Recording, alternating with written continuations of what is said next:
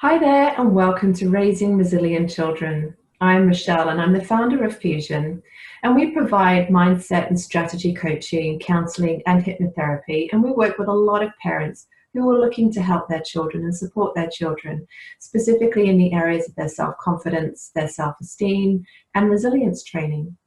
Now, we know that a certain amount of resilience is actually innate from us, so it's actually there from the time that we're born.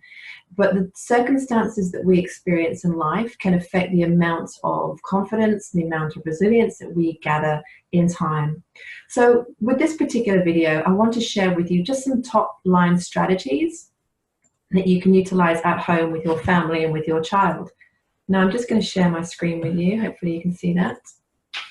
So raising resilient children, we're going to cover off today certain aspects like the stress and the effects that it has on children. This is how it can actually interfere with one's ability to create and keep continually gaining that resilience and gaining that confidence. What types of behavior you might be noticing at home, something that you might need to be getting concerned about. What is resilience?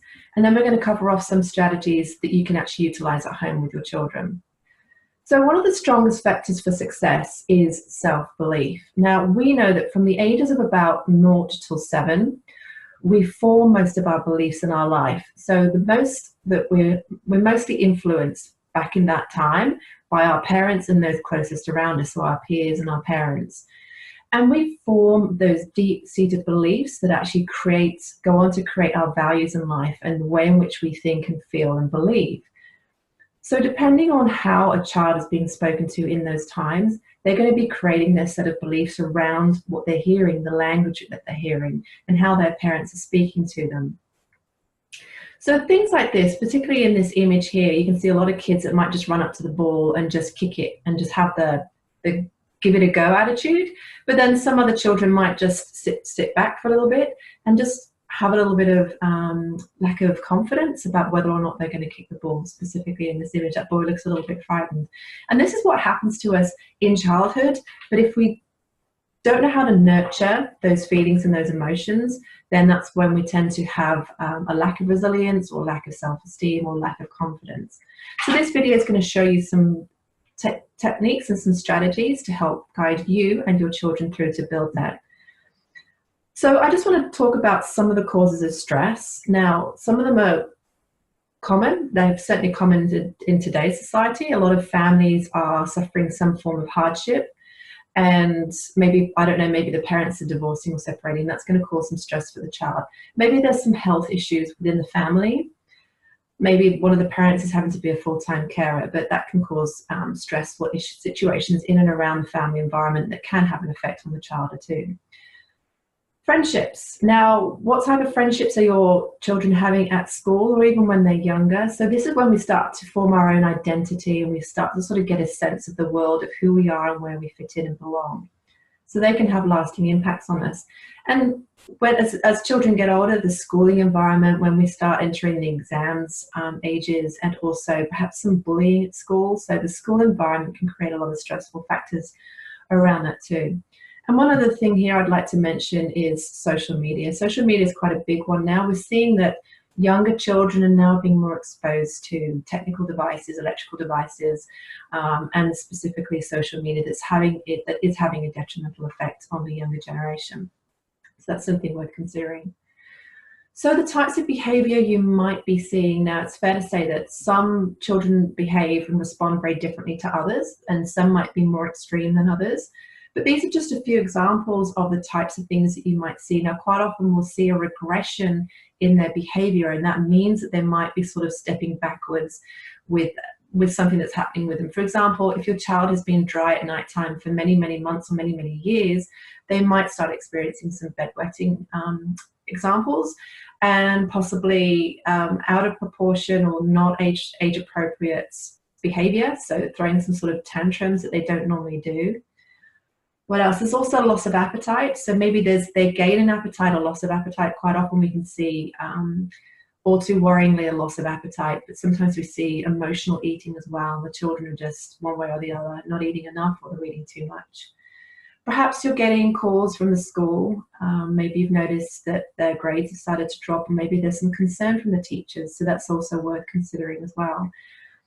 And also, maybe they are starting to ask you questions that you normally wouldn't hear them ask, such, for examples, they're unsure of themselves, so they're looking for more for guidance from you rather than coming up to a decision or decision-making process that they would normally otherwise undertake themselves. And now they're asking you. And I'm pretty sure that as parents, hopefully we're in tune with them enough to notice any of these changes, whether they're subtle or not, and just to get an idea that maybe there's something going on for them. And really anything else, these are just a few examples of what could be symptoms of showing signs of stress, which goes on to potentially lead on to other problems later in life. So if we let a child continue with stress, then we do know that there is evidence that if we don't give them some coping strategies later in life, it can go on to lead some mental issues, some mental health issues later on in life. So it's definitely worthwhile getting to the bottom of it now and just seeing how you can support your child. So are we living in a world now where children are not having resilience? I know that times have changed. I know that we're living in a very different world than we were 30 years ago, 40 years ago. But we're definitely living in a world now where life is so much faster paced. Children are being expected to grow up a lot sooner than they are age appropriately able to do. It's having an effect on them. It is causing a stressful situation for children. And we're living also in a society now where there's less time, but there's more to do. So there's this constant influx of busyness, busy world that we're all living in, and we just don't generally have the time that we used to have for our children. And quite often now in today's society, we're also finding that a lot more couples and families are having to have two incomes. So both parents are having to go back to work, and that is causing a certain amount of stress. Most families are now not being able to spend as much time on parenting as we were able to do all those decades ago.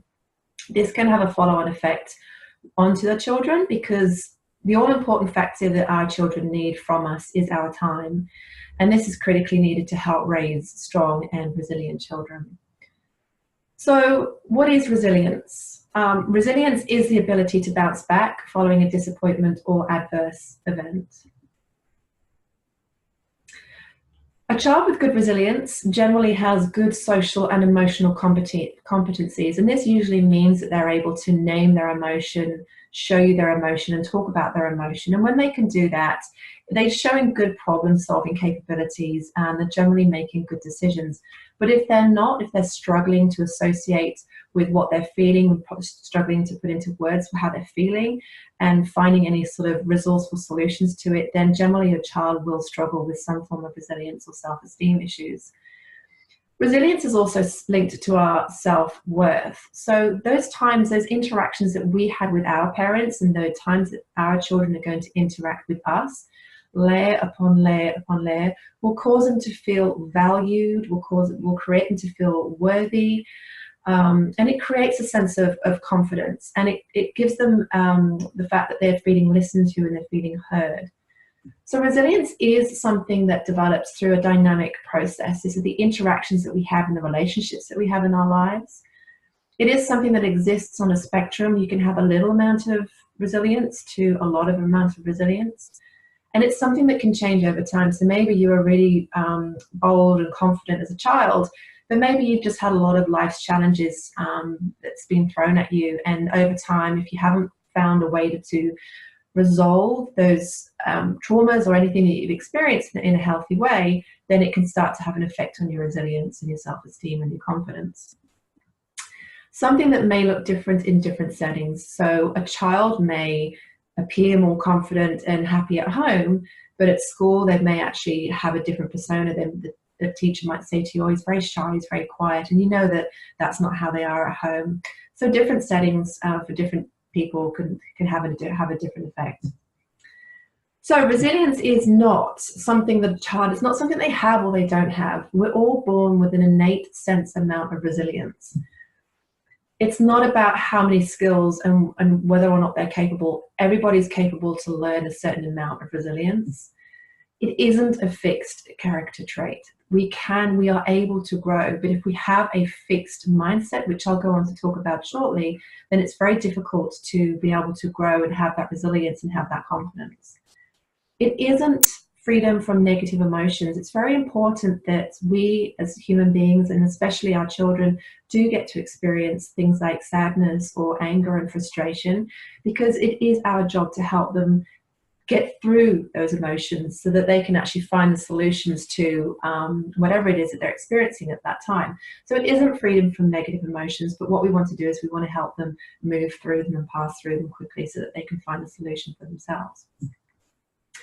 Okay, so we know that resilience is linked to our self-worth, and how can we help encourage this more with our children?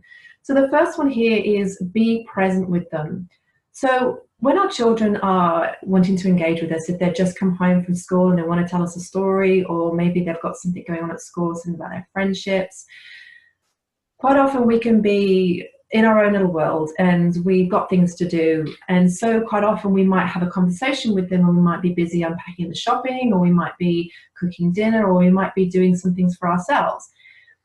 We need to be present with them when they want to engage with us. Now, we have to get that into balance, because we can't always be there in that present moment 100% of the time, because that's just not reality.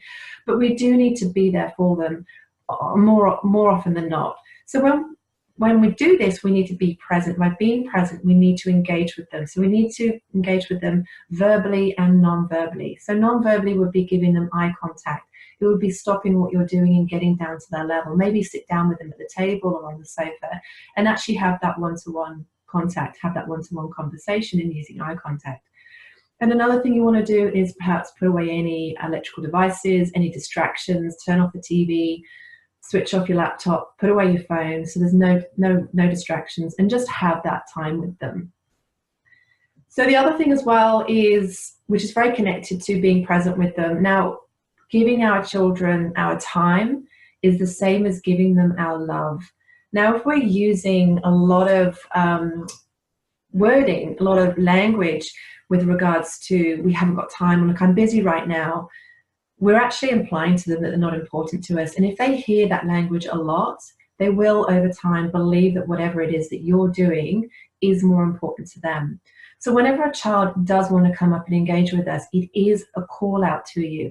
They are saying that they want to spend time with you. They want to tell you something.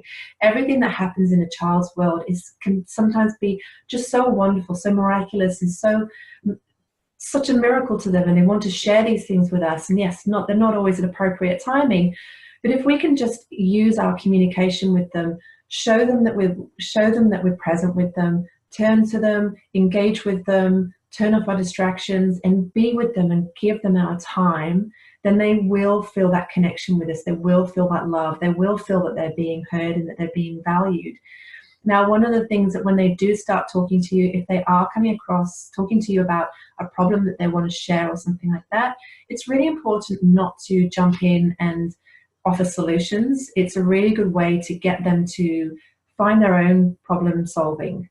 So asking them open-ended questions and saying, so how did you feel about that, and what did you do? How did you resolve it? What made you feel better? We can always guide them and encourage them, and that's what we need to be doing, but we don't want to be solving the problems for them. One of the phrases that we have in our household is that if there's a problem, there's always a solution. So if ever my child comes up to me and says, Mummy, I can't do this, or this is going on, I just say, okay, well, whenever there's a problem, and they always finish off the sentence for me, and they say, there's always a solution. So what that's doing, that's encouraging them to find their own solutions. It's encouraging them to engage with their own internal resources to help problem solve, which is something that's very important. Okay, so coming up next, we've got growth mindset. So we've got growth mindset versus fixed mindset. If you've never heard of this before, with a fixed mindset, the kind of stuff that you're going to hear is things like, I can't do this, this is stupid, I'm stupid, it's too hard.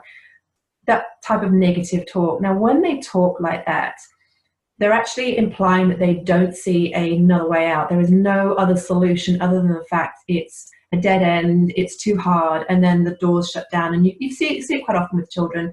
They just glaze over, it's too hard, and they give up. So that's a fixed mindset, and there's no room for improvement there. There's no room for growth. And we know that it has a very detrimental effect moving on through into adulthood.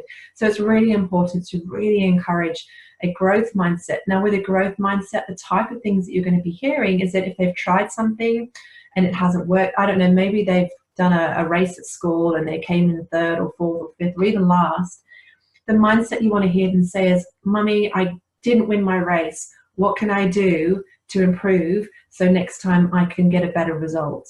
So you want them to encourage them to have a growth mindset, to see other possibilities and to see opportunities in spaces where they haven't particularly performed in the way that they wanted to. So another mantra that we have in our household is, there is no failure, there is only feedback. So if you didn't succeed in something, why not? What was it? What was it about it? And that encourages a really, really big open mind to discover what else there is that you can do to help grow and learn and discover more in life, the ways that you can improve.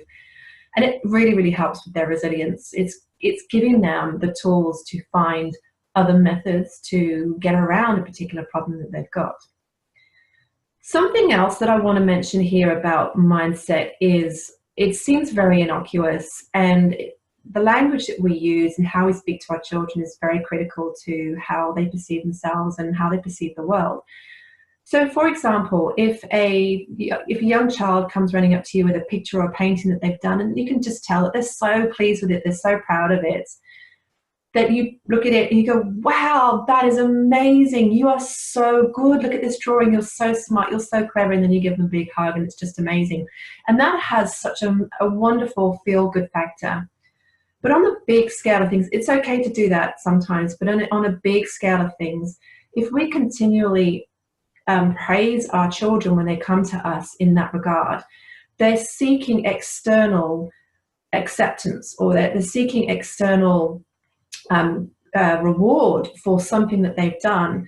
And we're seeing this all too common now. People are experiencing everything's external to them, and so the happiness is external. So getting that sense of pride is really important for them to feel it themselves. So if a child comes up to you and shows you their picture of painting in the same way, you can still express how you feel. Go, "Wow, this is amazing. Tell me, how did you do it? And what did you do? And what parts do you like about it the most? And what are you proud of the most?" And get them to really engage with that internal aspect of themselves, of how they accomplished it by themselves, and not seeking validation from an external source.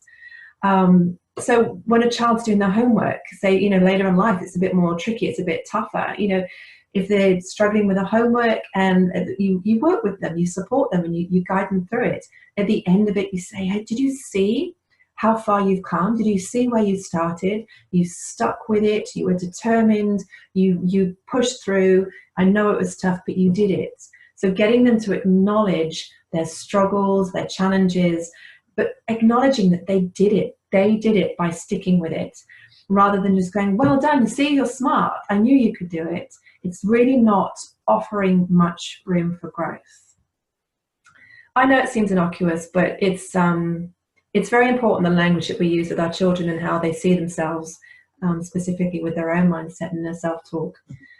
Okay, so what have we got next? So autonomy. Now, regardless of your child's age, with the exception of really small children up until about the age of 2, autonomy is a huge part of allowing our children to grow up with their own sense of self and their own sense of identity. And this carries many strengths to a child's resilience. So all too often as parents, we kind of exert quite a lot of control over our children because we feel we know best, and yes, generally we do. But quite often, especially as children are growing up, we get into a groove. We get into a way of just being a parent rather than allowing them to experience the beauty in life. And that does include making mistakes. So we need to allow some autonomy going on here. Now, I'm not talking about not having discipline. I'm not talking about not having any rules or boundaries in place. But definitely going back and revisiting those rules and those boundaries year on year as they get older and their comprehension level gets a lot greater, that they're able to understand a lot more and they're able to start making decisions for themselves. So this sort of encompasses like the helicopter parenting and, you know, just basically being too crowded for them, being able to just step back and just start thinking about what kinds of decisions can they make for themselves, obviously making sure that they're being safe and they're being responsible, but age appropriate decisions to allow them to have some of those boundaries. You know, it is important to help guide them to know what is acceptable and what's not acceptable, the difference between right and wrong. But if we can install in them from a young age why they're doing it is what they're doing, so rather than just saying, just go and brush your teeth. Why? Because I said so.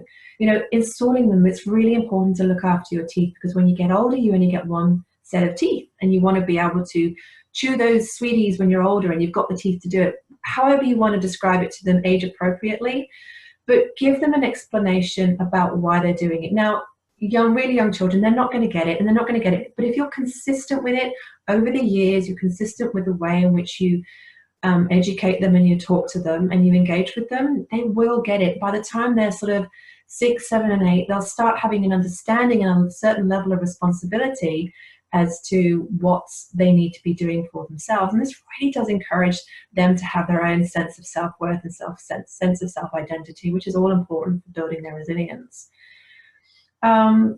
I want to talk about their emotions as well. So I think with autonomy and this control factor, we're all too often, we want to help our children. We really don't want our children to be sad and upset. And I don't know, it breaks my heart when, you know, when my children are having difficulties at school, with maybe friendships and stuff, and, you know, my best friend doesn't like me anymore or things like this.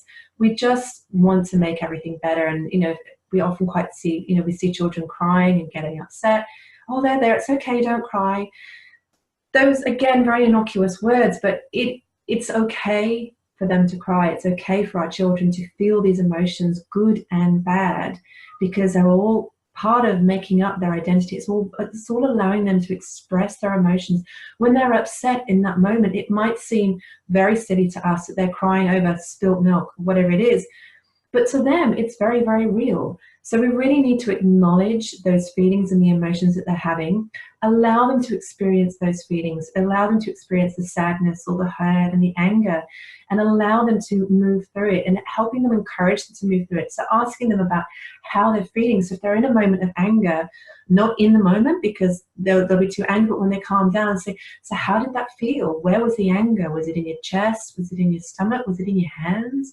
Get them to try and start putting into words how they're feeling.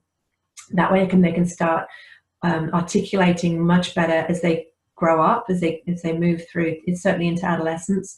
They'll be able to articulate how they're feeling, and when they start being able to do that, you can then start helping them finding their solutions. So last but not least, role modeling. This is really quite tricky, or quite funny in a way, because we are everything that our children pick up on. So, you know, they're going to pick up on every single way that we're behaving, and they pick up on those really subtle cues. So quite often when our children are misbehaving and they're just driven us to the point of despair, and quite frankly, we've just had enough. And that's the moment that we just tip over and we've lost our control. We start yelling back, they start yelling back, doors get slammed, we start getting angry, and then we go off, and then we start feeling very guilty for behaving that way. Now, we need to respond to childlike behavior with adult maturity. And that can be so hard, so hard, because they just trigger us off, don't they? You just think, God, this is the 100th time that I've had to ask you to do this, and you're just not doing it. And we get this sense of frustration, and we just kind of continue this cycle and this loop. And this is where so many parents get stuck in this loop. It's really important to note that when this is happening, this is actually a cue for us to be able to just step back and start identifying what our triggers are. So for example, if, say for example, you have asked your child to do something for the 100th time, you need to perhaps stop and think, what's going on here? there's something not happening. They're not listening. So if they're not listening, why aren't they listening? Did they hear you? If you're pretty much sure that they heard you, why are they not listening? Are you sure? Are you 100% sure that they understand what you asked them to do? Are you 100% sure that they did hear you, they did understand you, and that they know the consequences?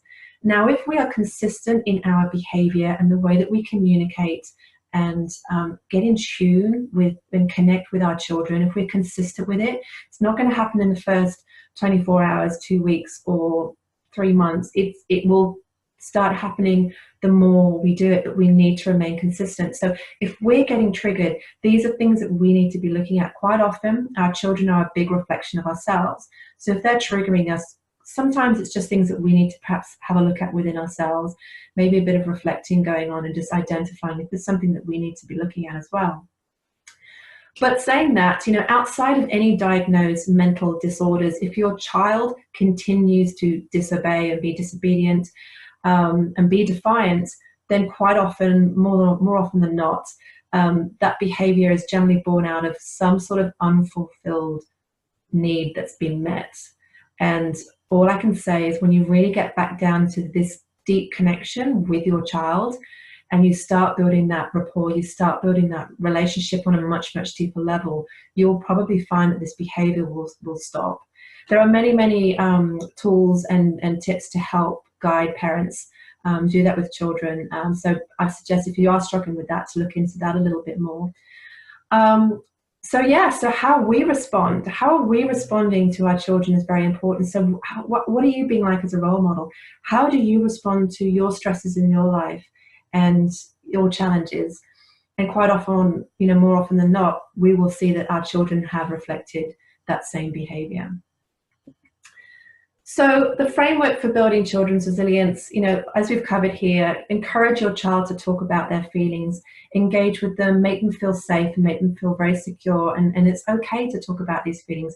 It's all right to express how they're feeling. Using open-ended questions. So for example, when your child's finished, they've come home from school or whatever, it can just be like, rather than saying, did you have a good day? Which leads to yes or no answers. It could be, how was your day? What was the best part about your day today? And what was the worst part about your day today? And when we ask them that question, we can then ask them, well, how did you get through it? So if that was the worst part, how did you feel about it? And how did you move through it? And if they don't know, then that's when you can start coming up with some solutions with them. Acknowledge when your child is distressed. Don't write it off. Don't say, it's okay, you'll be fine. Acknowledge when they're distressed. Acknowledge them, be there for them. And sometimes just giving them time to just calm down and then talking to them when the heat of the moment has passed, ask them how they were feeling afterwards. And that's going to help your child regulate their emotions. The more that they're able to do that, and that becomes a habit and a behavior, they're going to be able to start regulating their own emotions far more effectively.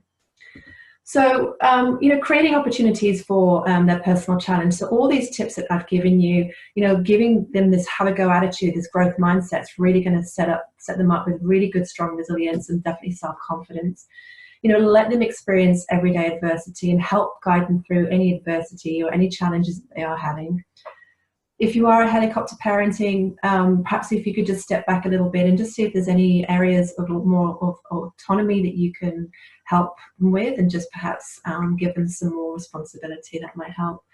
And that's going to help them build their own independence, which all in effect helps them with their confidence and their self-talk. So the language that we're using, if we're talking about things like problems and issues in everyday life and they're hearing this language, then their whole world is going to feel like there's lots of problems and issues. But if you change that language to say, using the words challenges and opportunities, then you're actually going to be creating a far healthier mindset and approach to experiencing life, because they're going to see everything as a challenge and an opportunity rather than a problem or an issue. So if you wanted to know more, I really would suggest looking more into building their resilience with this there's a deeper level of strategies that you can go into, helping them cope with the challenges that life throws at them. You're all involved in shaping their lives. So perhaps looking at yourself, how are you responding to things? And if you are not responding to your challenges in life the best way that you would like to, then that's something that you could look into as well, and building their confidence. It's going to build their confidence too. So if you want to unlock the secrets to happier kids, then I really do suggest that you dive deeper into more practical strategies on helping them improve their self-confidence, their self-esteem, and their resilience.